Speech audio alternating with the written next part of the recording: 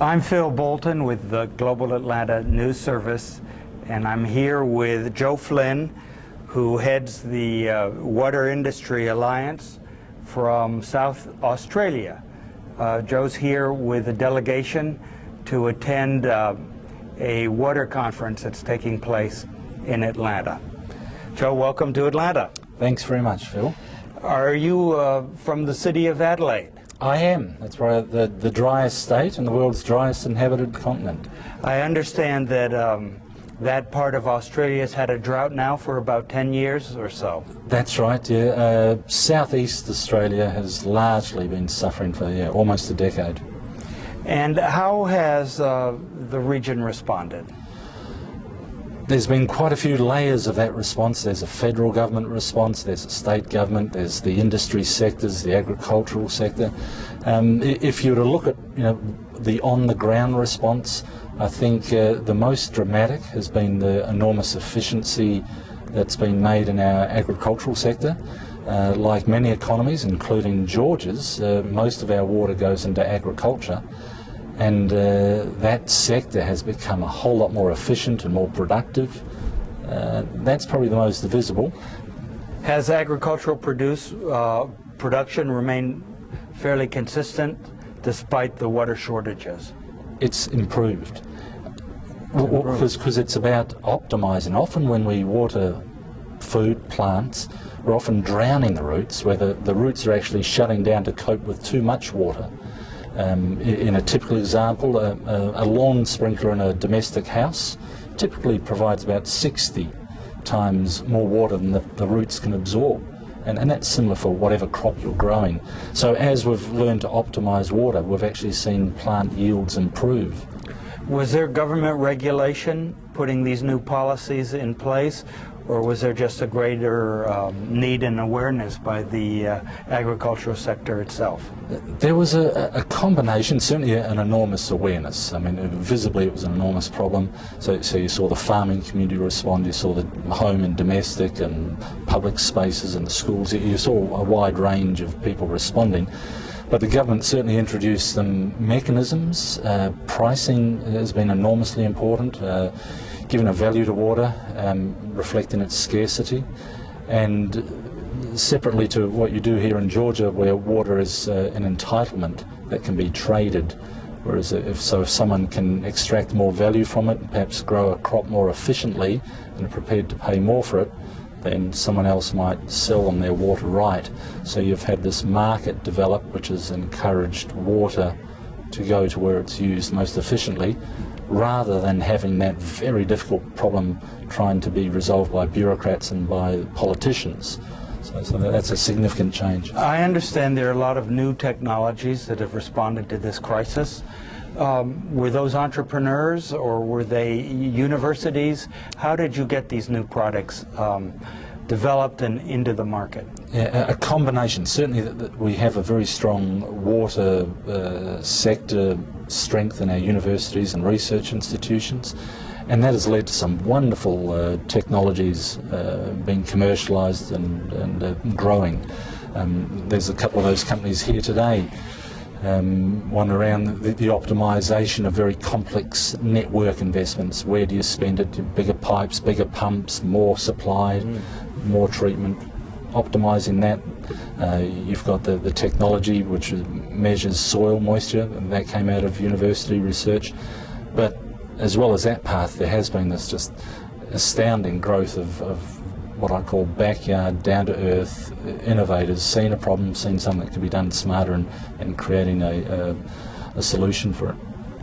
From the perspective of the person in the street, the homeowner, how did their lives change? Well, initially very drastically through the very severe water restrictions that were imposed. Could you give us a sense of what sort of restrictions? Well, in terms of numbers, Brisbane is probably stands out the most, where they've reduced their daily water consumption per person from just under 400 litres, so that's 100 gallons per person per day was the average for a city of over 1 million people. They've reduced that to something closer to 30 gallons per person per day, so almost a 70% reduction in the daily rate of consumption. And initially that was through very severe banning of outdoor watering, but then gradually people took that on and did more and more. You see a lot of rainwater tanks where typically a house, the city I live in, 55% of all homes have a rainwater tank. Those rainwater tanks are typically, at a minimum, would be about 1,000 gallons. Large ones can be up to 4,000, 5,000 gallons. And these rainwater tanks are then plumbed into your toilet, where they feed your cistern, or they may feed your laundry. Some of that regulation is now compulsory in new home developments, where rainwater has to be plumbed into your to provide water, replacing what is the very expensive water. You know, we treat our water to these very high drinking water standards, and then 98% of it gets used to go down the toilet or down the bathroom, or for uses that doesn't need drinking water quality.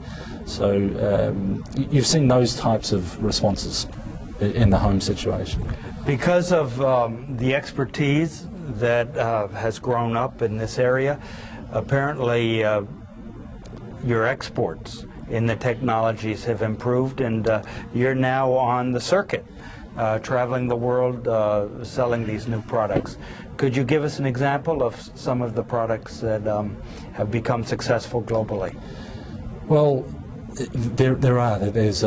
we've accumulated more than 2 billion just out of one state, and 2 billion worth of exports of water services and technologies in the last 8 years. That's just one figure out of one state. The sort of technologies I mentioned before about agriculture, I actually call that specifically precision irrigation. Covers a few technologies, but that's about optimising and improving plant yield and plant growth through measuring how wet the root zone is, and then turning sprinklers off and on to deliver the precise amount of water precisely when it's needed to optimise the plant growth. That's gone around the world. That's profound, and we really are global leaders in that space.